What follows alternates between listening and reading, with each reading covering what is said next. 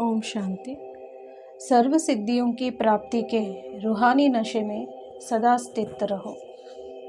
आज ज्ञान सूर्य बाप हर सितारे के मस्तक पर तकदीर की लकीर देख रहे हैं।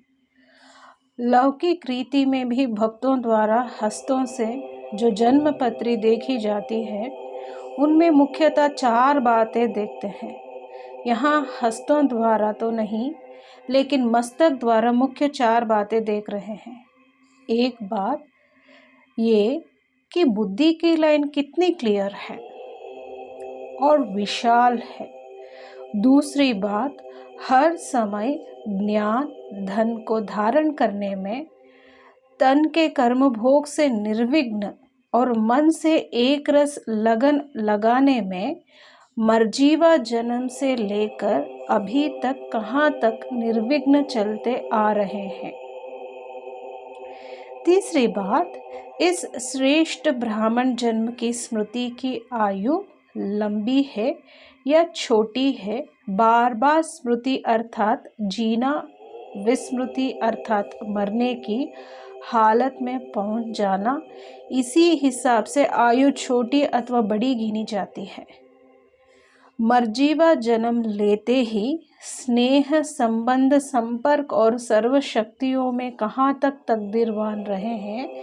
क्या तकदीर की रेखा प्रतिशत के हिसाब से अटूट रही है और साथ साथ पढ़ाई में व कमाई में जमा करने में सदा सफलता मूर्त, रेगुलर और पंक्चुअल कहाँ तक रहे हैं। कितनी आत्माओं के प्रति महादानी, वरदानी, कल्याणकारी बने हैं, अर्थात दान पुण्य की रेखा लंबी है या छोटी। इन सब बातों से हर एक सितारे के वर्तमान और भविष्य को देख रहे हैं। आप सब अपने मस्तक की रेखाओं को ज्ञान और देख सकते हो, माना जान और देख सकते हो, परंतु कैसे? बाप दादा के दिल तख्त नशीन बनकर, स्मृति के तिलकधारी बनकर नॉलेजफुल और पावरफुल स्टेज पर स्थित हो देखेंगे तो स्पष्ट जान सकेंगे।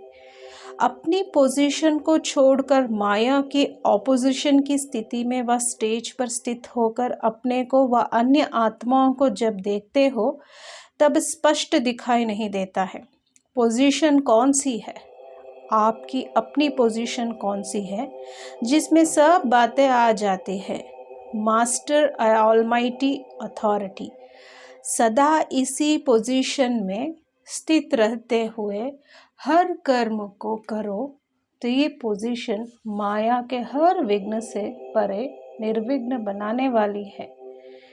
जैसे कोई लौकिक रीति में भी जब कोई अथॉरिटी वाला होते हैं तो उनके आगे कोई भी सामना करने की हिम्मत नहीं रखते हैं, और अगर कोई अपनी अथॉरिटी को यूज़ करने के बजाय हर समय लूज रहता है तो साधारण आदमी भी सामना करने के लिए अथवा डिस्टर्ब करने के लिए, विघ्न डालने के लिए लूज रहते हैं।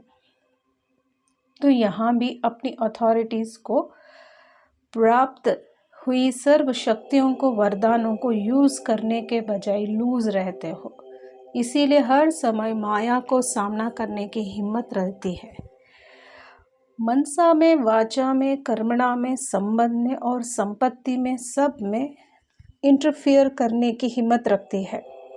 किसी भी बात से छोड़ती नहीं, क्योंकि अपनी पोजीशन से नीचे आकर साधारण बन जाते हो। रिवाजी रीति से यदि कोई साधारण आत्माएं भी अल्पकाल की सिद्धि प्राप्त कर लेती है तो कितनी अथॉरिटी में रहती है।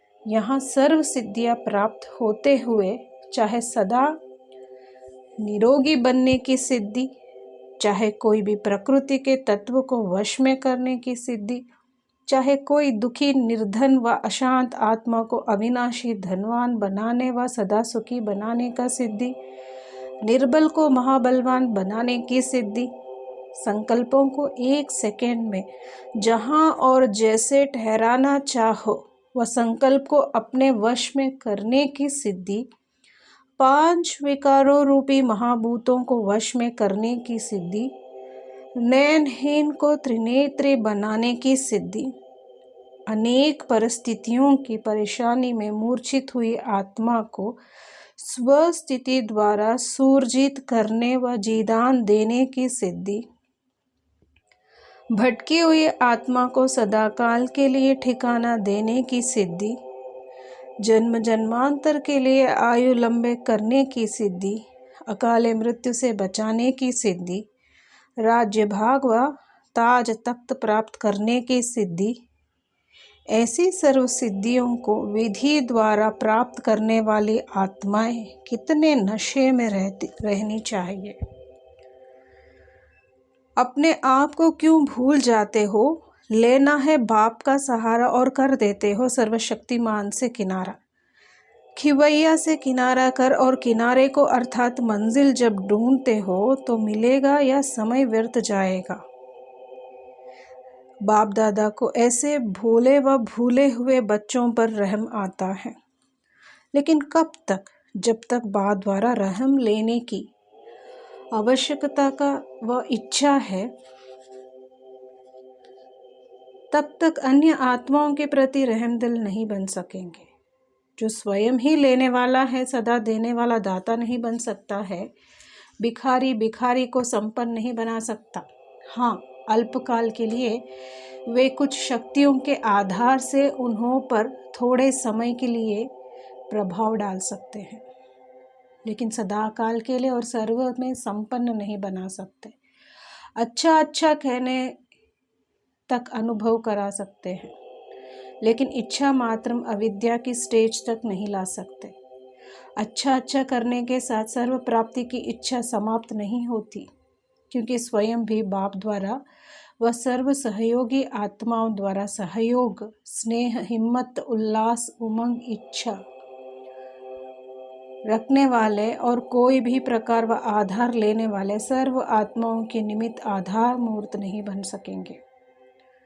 प्रकृति के व परिस्थिति के और व्यक्ति के व वैभव के अधीन रहने वाली आत्मा अन्य आत्माओं को भी सर्व अधिकारी नहीं बना सकती।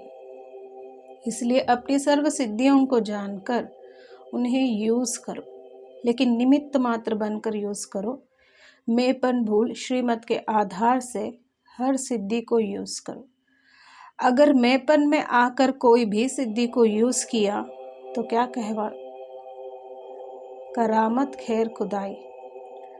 माना देहबान में आकर अगर हम कोई सिद्धि को यूज करेंगे तो क्या कहावत है?